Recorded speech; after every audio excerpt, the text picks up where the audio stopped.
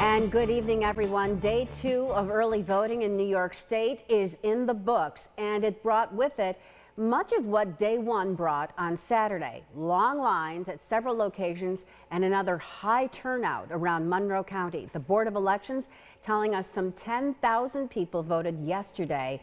Today, Jack Watson has details from the polls.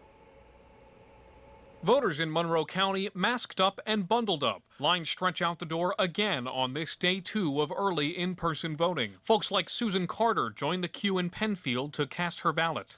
I planned on voting early anyway, and so this was a good day for it. It was very smooth, very efficient, friendly, outgoing poll workers. Just a real well-oiled machine. At the Perrington Square Mall in Fairport, much of the same. One of the most popular spots to vote in the county this weekend. The Vaughns say their 60-minute wait time was well worth it. We wanted to make sure our vote was here and early. Plus, I think we're very interested in this election, and we want to make sure our voice is heard. So we, want to make sure we get it done early, then we know it's done. It was about an hour wait, but you were moving, so not so bad. Not quite as good as kind of what we expected. Presidential election years usually see more voters turn out than non-presidential election years, but one Board of Elections commissioner tells me that she's anticipating even more voters to turn out this election season. And in just 2 days, early voting turnout already mirroring numbers from last year's total. Dave and grandson Evan say the line looks intimidating, but wasn't quite that bad. And it looked pretty impressive to see this long line, but really wasn't as bad as it looked like it was going to be. Those long lines snaking across several sites in the county this weekend. But Susan in Penfield says participating in this election is a no-brainer. I just hope everybody who's thinking about it will decide to do it. Jack Watson, News 8. All right, thank you, Jack. There are a grand total of about 481,000 active voters in Monroe County. Elections officials say typically 1 to 4% of active voters turn out during the entire early voting period. Yesterday alone, on Day 1 of voting, 1% showed up in Monroe County, and that is a strong showing. Early voting will continue through next Sunday. Congressman Joe Morelli casting his vote today at the Irondequoit Public Library. He was accompanied by his family. Look at the long lines there.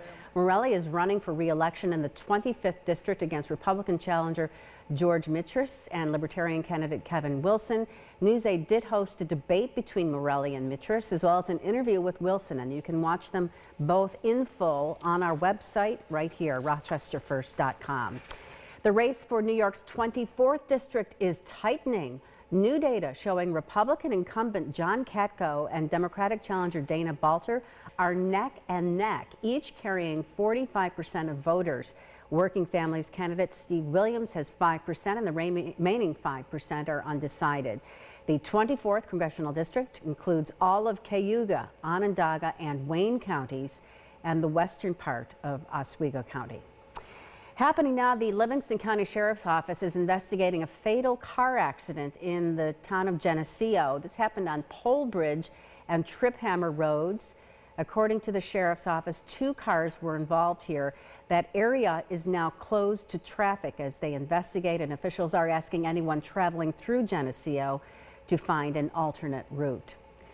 Now for the latest on COVID-19. Monroe County is reporting dozens of new cases of COVID-19, 68 new COVID-19 cases yesterday, most of these people aged 30 and younger.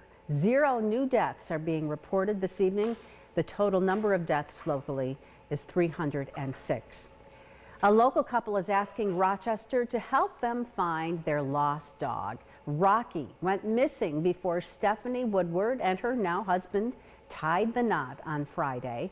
The dog disappearing just minutes before the ceremony. Since then, the couple has been putting up flyers and offering a $500 reward for Rocky's safe return. And we're going to hear more about their story tonight on News 8 at 11. In the meantime, if you see Rocky, his owners ask that you do not call or approach him, but to call them instead at 585-269-9184.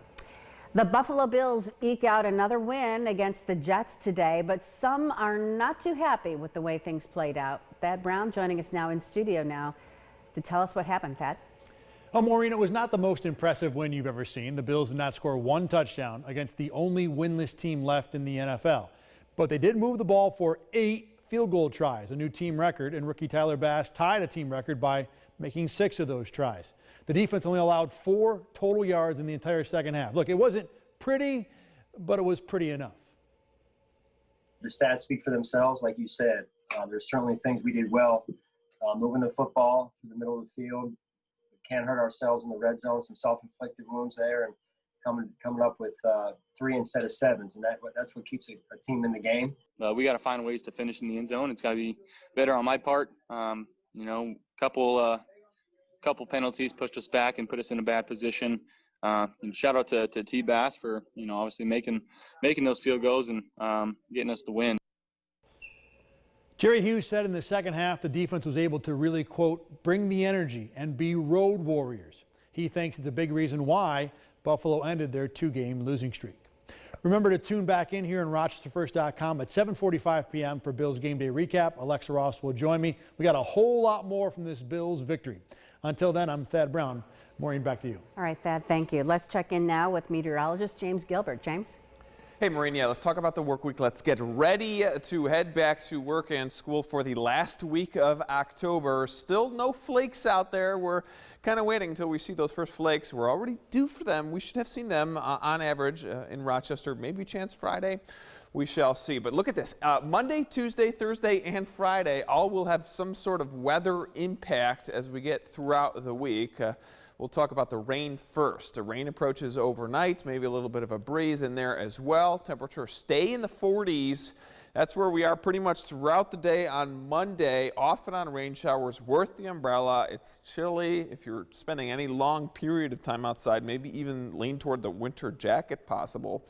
With that cool air, talking about even wind chills there as well. But rain showers on the way. You can see them sitting all across Pennsylvania. We've got lots of snow across a good portion of the United States.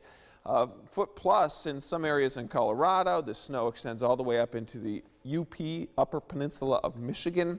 That stays away. We're just going to be dealing with rain showers. Temperatures just warm enough to deal with rain. Futurecast here shows there's the showers, a wet commute to start off your Monday. There will be some dry time in there, but a lot of this comes down as a little bit of a drizzle, not the most pleasant way to start off the work week, that's for sure. Now this boundary system that's going to sit over us will last through Tuesday. I expect rain showers to last into Tuesday morning, taper off as we get into the afternoon, and we'll get a little bit of a break as we get into Wednesday. So windshield wipers are moving for your Monday commute, and likely in the afternoon as well with a spot shower there.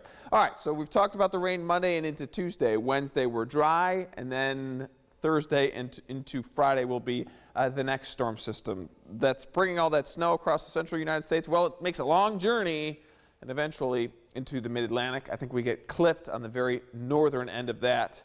And then you had this. Right now, Tropical Storm Zeta, we are zipping right through the Greek alphabet with the Atlantic hurricane season. This is likely to make a landfall as a potentially Category 1 storm in Louisiana. Surprise, surprise. It will impact us. We are going to get some moisture from that by the end of the week. Recap for you, it's 40s and rain.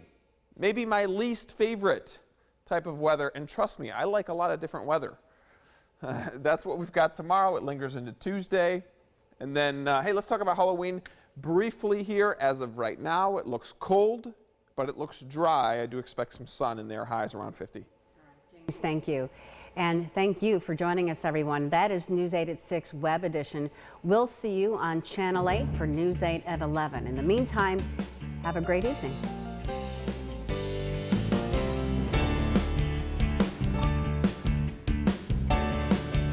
News 8 wherever you are on RochesterFirst.com, Facebook, Twitter, and our apps for both news and weather.